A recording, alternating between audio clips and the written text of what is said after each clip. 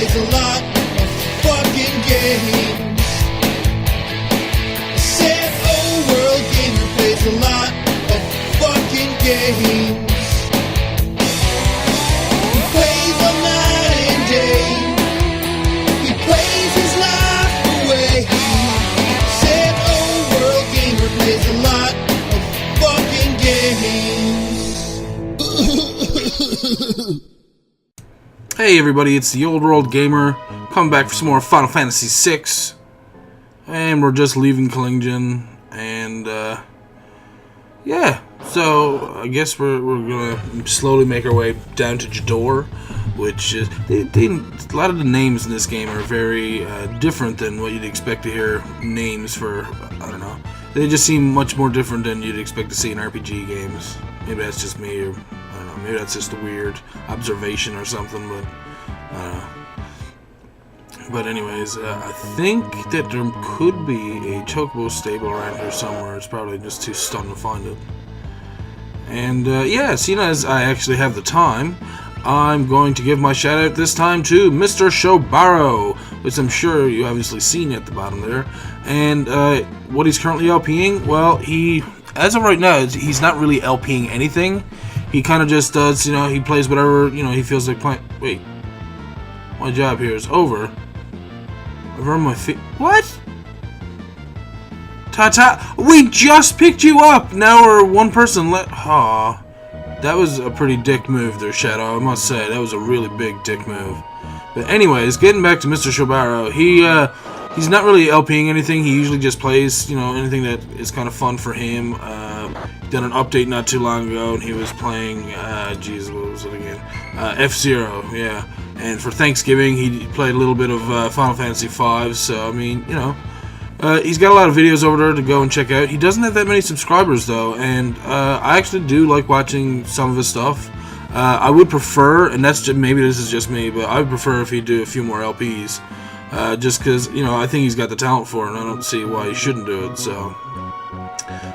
So yeah, by all means, go check him out, and let him know what you think of his videos. Maybe, you know, give him a little bit more, inspiration to go out and, you know, do some more LPs and do some more new videos, and I'm sure he would love the chance to, you know, have some viewers, more viewers to make happy, and to get some more input, and, you know, that kind of thing. So by all means, go over there, watch some of his videos. If you like his stuff, subscribe. If you don't, you know, let him know what he could do to improve and stuff like that. I mean, you know, it's always a learning process for all of us. So, yeah, something that I'm probably mentioned it once before, and I'll just reinstate it again, I guess. In this game, like with these creatures here, when you actually go to like steal from something, and you steal a tonic, that means that there is actually a better item that the creature has to offer, so you have to keep stealing from. And that item is usually rare, much more rare. Rarer. Yeah, that item's usually much more rare, so, you know, if you want to, you can also level up this way, but then at least that way you're, like, see, I just stole a tonic from that Iron Fist. That means that he actually has something else better as a rare steal. I guess that's the best way to put it. So, you know, if you're not leveled up like I am right now, I mean, and you need to take the time to level up, go out and find these creatures, and, you know, always explore different terrains that you're able to walk on. Like, later on, there's going to be a desert, like, in a weird spot, but if you don't go there, you won't get some of the creatures, and if you don't get some of the creatures, you won't see them on the veldt later. And to truly 100% this game, you'd have to get all the rages for Gao. And unfortunately, I don't have my original save game on my cartridge anymore because the Super Nintendo decided to eat up all my save games. But at one point, I actually did have almost every single rage for Gao. But a lot of them, there's some of them that are very, very rare to come by too. I don't know, maybe it's just they don't show up as much on the veldt as others or something like that. But yeah, anyways, what I was mainly getting into, one second. What I was mainly trying to talk about was that, yeah, if you're going to go and steal, if you're going to go and level up, go find these creatures in different areas and stuff. If you steal and you only get a tonic, keep fighting those same creatures until you steal the other item, the more rare item, because you never know, you might find something that's a little bit more beneficial to you. You might find a relic, you might find, you know, different weapons or armor or, you know, items, whatever. But I mean, it's always worth checking out. Usually you get relics, which are really nice because some of the relics are awesome. And 1 second, my phone is ringing. There we go. Okay, so what I was saying before was that yeah, later on in the game you'll find other creatures, specifically in forests and random islands and random places or whatever, where you can actually steal really, really great items. Those great items being, can't remember how it goes now, but I think you'll get an economizer, which means all your magic spells cost 1 magic point, which is obviously a huge bonus in any RPG. So I mean, by all means, you got to do some exploring. I mean, take your time and have a look around, see what you can steal from, whatever creatures you can find and stuff like that, because you might find something worthwhile later. So let's see. It still sucks that Locke is still low level. I hated that. I thought he was going to be, they were going to bump him up to his higher level by now, but I guess not. I'm kind of looking forward to whenever that happens. Like, I thought it happened long before now, but I don't know. It's weird. I'm pretty sure it's not the whole game, though. I'm pretty sure there's a certain point in the game where, that his level will just jump up to where it's supposed to be and match everybody else's, but whatever. And yeah, we're just running around here in Jidoor, just checking out all the new, houses we can go into, and we just got some armor and, well, we didn't really buy any weapons there. Let's see what we have in this inn. I'm hoping, because I know that one of these inns actually have a bunch of liars up in Zozo. Never can trust them. And you actually have to believe that, too. Yeah, I know there's one of these inns have elixirs in them, like in one of the clocks there. And I can never remember which town it is. It could be later on. Anyways, once in a while, one of the idiots from Zozo will wander down here looking for an easy mark. Watch your wallet. So yeah, they're telling you about these people up in Zozo because the people up in Zozo are actually really poor, and basically they created their own town there where everybody's a liar apparently, and people will steal. More of the creatures up there are supposed to steal from you and stuff when you get attacked. And yes, it's a town that you can get attacked in because it's not a friendly town. It's more like a makeshift town in the middle of nowhere. And really, the people who are attacking you are supposed to be these poor people, even though they look like those little wrench throwing dudes like in the first of the game. And yeah, you'll see later on, anyways, when we get there. So. But yeah, apparently, in order to get a very special item in this game, i.e. Edgar's best tool, the chainsaw, you have to be able to, okay, oh, that's nice, I forgot you could buy earrings here. Yeah, you have to be able to realize that everybody lies in Zozo, so that later you'll find a clock in one of the houses and you have to set the time. And in order to set the time properly, back in the day when you didn't have the internet to cheat with, as I'm sure a lot of people have done, you had to actually walk around to each person in Zozo and write down what they said. And everything that they said is, I think there's only one person in Zozo who's not a liar, and I think it's the merchant looking dude that's walking around. But anyways, you have to write down every time that each person says, and then that way when you go back to the clock, you enter in the one that they didn't say. Ooh, nice, a tincture. You're the spitting image of Maria, huh? Haven't you heard of her? She's a famous opera singer. And that'll come into play a little later in the game as well. But we won't get into that right now. But yeah, anyways, getting back to the chainsaw, eventually, once you get all the times right down, you will get the right times that, the ones that aren't there, you use those, and, you'll figure out how to get the chainsaw then. And it's a really awesome item because it does, like, the maximum amount of damage out of any of his tools. It only does one enemy, though, which is kind of, well, I guess makes sense because it is a chainsaw. It's not like it's an auto crossbow, so. But, yeah, It does like the max damage out of all of his tools, and I mean the drill does a lot of damage too if you use the drill a lot. But usually people just use the auto crossbow and chainsaw, and that's it. Jesus, feeling Flemish. Sorry. Jesus, it happened again.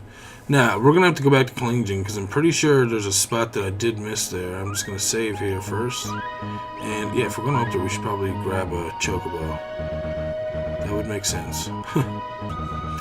But yeah, the other really nice thing about the chainsaw is that there's a second function that does an auto kill, or instant kill, whatever you want to call it. And basically, Edgar puts on the mask like Jason, pulls out a chainsaw that looks like a real, chainsaw, and pretty much grinds into the enemy, jumps back, looks back at them.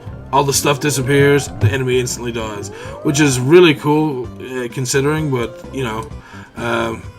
but yeah, it does take a lot of work in order to get that if you don't cheat and use the internet just to get the the set time that you're supposed to have. I personally haven't remembered. I played the game that much that I just remember the time, which is 6:10:50 as far as I remember. And yeah, we're running up here because there's supposed to be an extra little hut that we can go to. So that's Kohlingen back there. So yeah, we went all the way back from where we started. And oh no, you know what? I bet you once I find this little house, I bet you there's a forest there. And yep, I bet you there's a chocobo stable there. That's probably where. Man, I can't believe I forgot about that. Okay, so I mean, I guess you can't remember about every little thing. Plus, this is not that important. It's just kind of some foreshadowing for later in the game. Ooh, plus a hero ring. Well worth it. We can't let the world become too peaceful. People are at their best when we're at war. My Colosseum will be a monument to war. If I can ever get the help I need to finish it, that is. Oh, you crazy old man. And yes, eventually, later in the game, his dreams will come to fruition, and he will be a Colosseum owner. Now, oh, for fuck. So, okay, some more enemies, and we got some more mind candy and some overgrunk. That's weird names. Ooh, nice. That's a really nice thing. Well, an easy way to make lots of money is steal from the overgrunks. As you just seen, you can steal remedies from them, and remedies cure everything.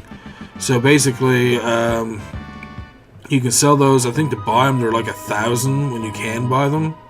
Here we go, nice.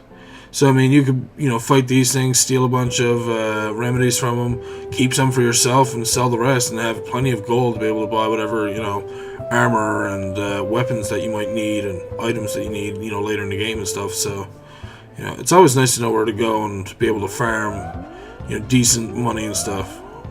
Oh, well, this is nice. At least now I know that I can take this chocobo all the way back down to where we need to be and not waste any time. Well, actually, the smart thing would be to run right to Zozo. So perhaps we will do that.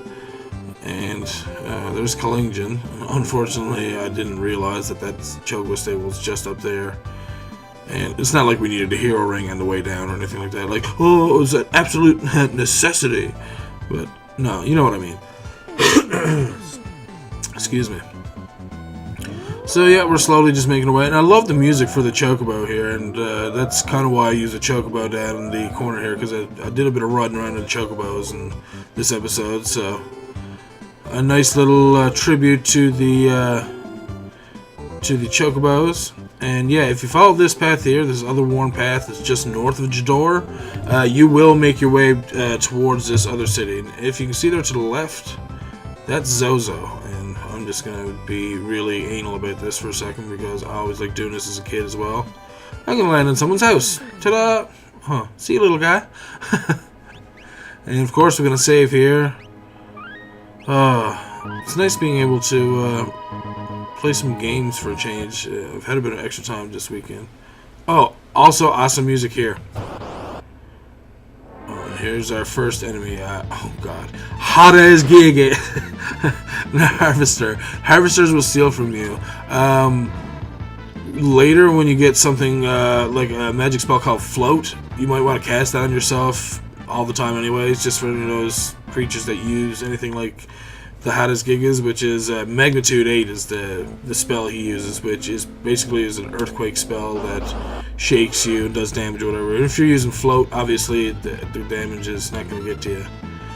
And later in the game, I'm actually going to come back here and try to glitch the game by by attacking and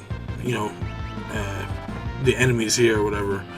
Anyway, I won't go into too much detail, but I will show you how you can glitch the game here. There's several places in the game that you can glitch it, so this is one of them. great people here. See, he's a lawyer. He's face down in the fucking streets. Girl, haven't seen any girls here. Might want to check the top of the tower. Well, maybe I will.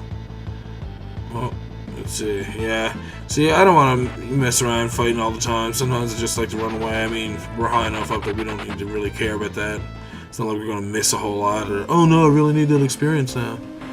But if you do, by all means, you know, go and attack them and kill them and stuff like that. Now, I'm pretty sure that if I make my way... And yeah, you can talk to all these guys walking up here. And I'm pretty sure they give you different times as well for what time it is, and... anyways, I'm just going to run away from that harvester as well. But what was I saying? Yeah, you can talk to all of them and get the times there for that clock that I was talking about. And I'll show you where that clock is later. I'm actually heading towards where our goal is, which is to go and find Tara. And first I'm going to go... Hot as Gigas. I love saying that name. It's probably, you know, someone else would probably say Hades Gigas. But just the way it's spelled, and just the way that me and another one of my friends used to talk one time, talk about stuff, is that's how we used to pronounce it or whatever. So, oh crap. Let's bring Locke back to life. Yeah, let's move this Phoenix down closer to the top of the menu. There we go. And we'll just potion him a couple times. Yeah, we're good. I guess I could use her to cure Edgar and herself. There we go. And we're done. Quick healing. Quick healing. Thief Glove, by the way. Oh, that allows Locke to... I believe he jumps towards them and Sneak becomes Steal, or Steal becomes Sneak, or something like that. Steal into Capture. There you go. So, yeah, with the capture command, basically Locke jumps in, attacks the person, and steals at the same time. So now we're going to have to give somebody Hyperwrist and White Cape, ribbon, and earrings. She doesn't really need the earrings. It's not like she's in desperate need of more magical damage, so give her the sprint shoes for now. But, yeah, what we're going to do now is we come back down here, and there's an open windowsill, and you can jump. Whoa, hardcore parkour! Hardcore parkour! But, yeah, we're just going to jump between buildings, and jeez. I don't know, it's just weird that it's supposed to be a group of people. Like, what are they all jumping at the same time? Hey, let's all jump into that same window. That's one person width apart. Oh, okay, well, that's great. And here we go, using the drill. See, the drill does maximum damage. It does a lot of damage, and a lot of people just decide not to use the drill. I don't know why. What are we getting? Oh, yeah, we move further up here. And there should be some stuff in these vases. Oh, shit. Or pots, or whatever you want to call them. Ooh, you want to kill these slam dancers? Oh, jeez. For that reason alone. Later in the Veld, if you, you know, jump and get the slam dancer as an ability to use, you'll be able to use, I think it's Ice 2, or maybe it's a combination of the 3, Ice 2, Fire 2, and Bolt 2, or Lightning, no, Bolt. Yeah.